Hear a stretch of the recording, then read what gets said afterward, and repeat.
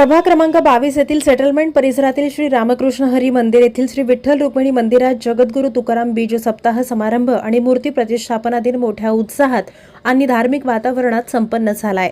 जगद्गुरू तुकाराम महाराज हे जरी देहधारी भासत असले तरी ते देहबंधनात कधीच गुंतलेले नाहीत। माहेतही पूर्ण निर्विकारीच आहेत। ते साक्षात लीला विग्रही भगवान श्रीहरी आहेत। सर्व विश्व व्यापून उरलेले आहेत। तेच प्रत्यक्ष परब्रह्म रूप आहेत अशी भावना समारंभाप्रसंगी राष्ट्रवादी अजित पवार गटाचे राज्य उपाध्यक्ष तथा जिल्हा नियोजन समितीचे सदस्य किसन जाधव यांनी व्यक्त केलं।